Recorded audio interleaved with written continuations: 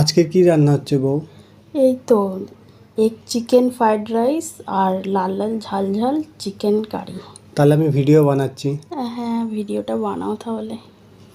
তো প্রথমে বাসমতি রাইস নিয়ে এসেছিল আমার বউ, জলে ভিজিয়ে রেখেছিল চালটাকে। তো এখন গরম জলে দিয়ে দিচ্ছে ভেজানো চালটা, দিয়ে হালকা করে নাড়াচাড়া দিচ্ছে।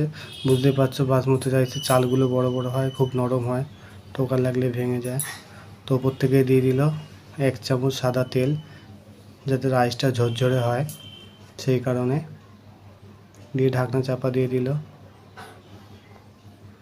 তো ঢাকনা খুলছে। তো অলমোস্ট হয়ে গেছে, 80% কুক। তো এটাকে নামিয়ে রেখে দেবে। তো তেল গরম হয়ে গেছে কড়াইতে, সবজিটা এখন ভাজছে। গাজরটা দিয়েছে। আমরা ঝিরিঝিরি করে কেটেছি, আপনারা চাইলে গোল গোল করে ঠিক যেমন চৌকো চৌকো করে কাটে সেরকমভাবেও কাটতে পারেন। তো গাজরটা হালকা ফ্লেমে আছে ভেজে নিচ্ছে, খুব একটা লাল করবে না, যেন হালকা করে ভাজছে। নুন দিয়ে দিচ্ছে যাতে সেদ্ধ হয়ে যায় গাজরটা তাড়াতাড়ি। তো হালকা করে নাড়াচাড়া দিচ্ছে।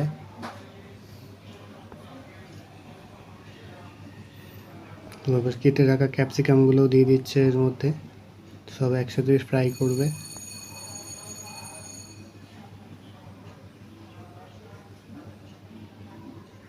তো ক্যাপসিকামটা দিয়ে হালকা করে নাড়াচাড়া দিচ্ছে।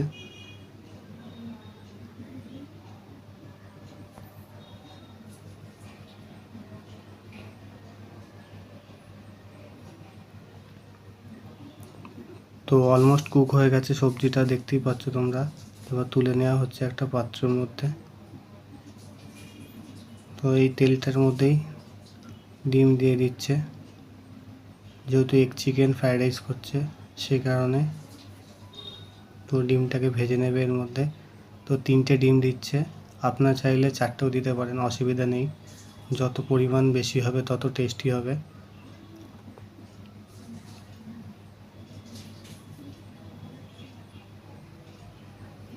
তো ডিমটা আপনারা যখনই ভাজবেন তখনই একটু তেলটা বেশি করে দিয়ে ভাজবেন, তাহলে ডিমটা একটু সফটই থাকবে, সফট থাকবে, নরম নরম। তো রাইসের সাথে খেলেও ভালো লাগবে। পরিমাণ মতো নুন দিয়ে দিল, ওপর দিয়ে গোলমরিচ গুঁড়ো দিয়ে দিল। এবার ভালো করে নাড়াচাড়া দিয়ে ভাজছে ডিমটাকে ঝুরো ঝুরো করে। এই ডিম ঝুরো হয়ে গেছে, ভুজিয়া যেটাকে বলে ডিম ভুজিয়া। তো ডিম ভুজিয়াটাকে তুলে রাখছে।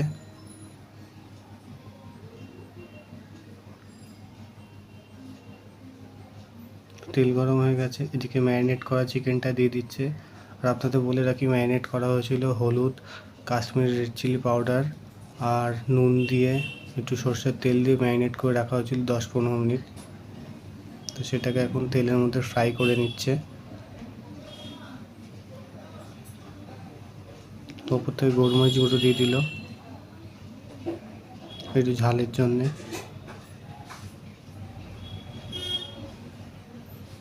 এখন লো ফ্লেমে হালকা নাড়াচাড়া দিয়ে ভাজতে হবে। অলমোস্ট সেদ্ধ হয়ে গেছে, দেখতেই পাচ্ছেন। তো এর মধ্যে এবার সবজিটা দিয়ে দিচ্ছে, এবার রাইসটা দিয়ে দিচ্ছে।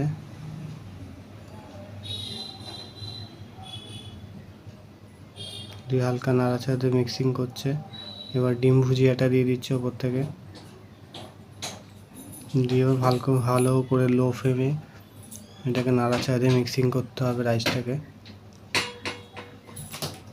ভালো করে নাড়াচাড়া দিয়ে করতে হবে, বুঝতেই পারছেন গাইস।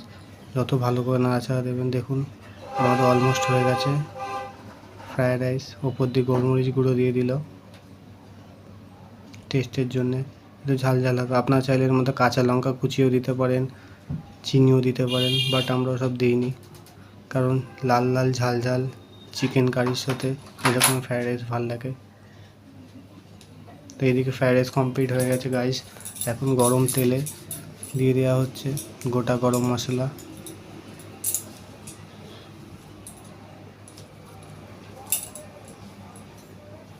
কুচনো রাখা পেঁয়াজ কুচিটাও দিয়ে দিচ্ছে।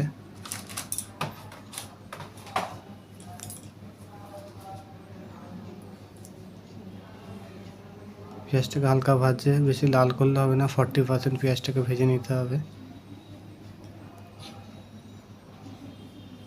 এবার দিয়ে দেওয়া হচ্ছে চিকেনটা।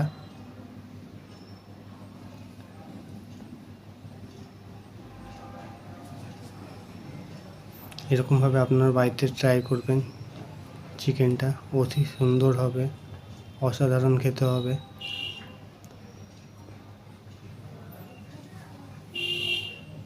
তো চিকেনটা থেকে দেখতেই পাচ্ছেন জল ছেড়ে দিয়েছে। তো এখন দেওয়া হচ্ছে আদা রসুন পেস্ট।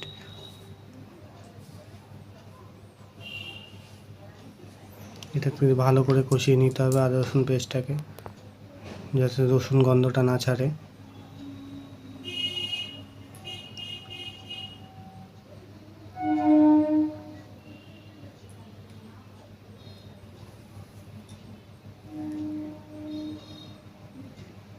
দেখতেই পাচ্ছেন মশলা থেকে তেল ছেড়ে দিয়েছে, ওপর থেকে দিয়ে দিলে পরিমাণ মতো নুন।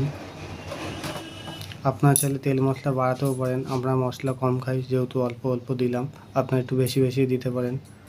কালারের জন্য ওপর থেকে রেড চিলি পাউডার দিচ্ছে।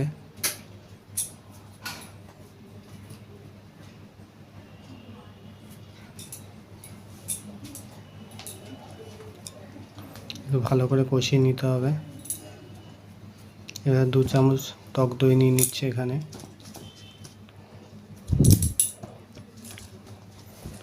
জিরে ধনের গুঁড়ো 1 চামচ দিয়ে ভালো করে মেশাচ্ছে। 1 চামচ হলুদের গুঁড়ো দিয়ে ভালো করে পেস্ট রেডি হয়ে গেছে। তো এই পেস্টটা দিয়ে এবার একটু কষিয়ে নেবে মাংসটাকে।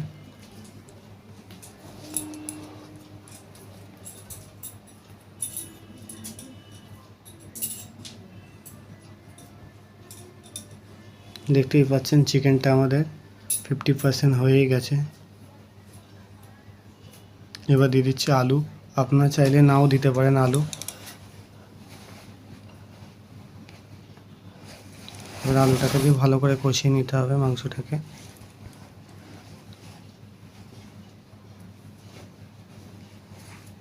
মোটামুটি কষানো কমপ্লিট। তো মশলা ধোয়া জলটা দিয়ে দিলাম, পরিমাণ মতন জল দিয়ে দিচ্ছে। আপনারা চাইলে কষা কষাও খেতে পারেন। দেখুন কি সুন্দর কালার এসছে।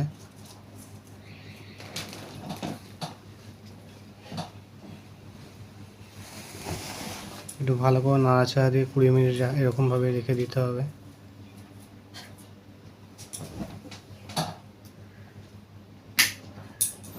দেখুন 15-20 মিনিট পর কি সুন্দর কালারটা এসছে, একদম লাল লাল ঝাল ঝাল আমাদের কমপ্লিট আজকের মেনু। লাল লাল ঝাল ঝাল চিকেন কষা আর এক চিকেন ফ্রাইড রাইস। দেখতেই পাচ্ছেন কি সুন্দর কম্বো, অসাধারণ খেতে। আপনারা বাড়িতে ট্রাই করুন, খুব সুন্দর লাগবে।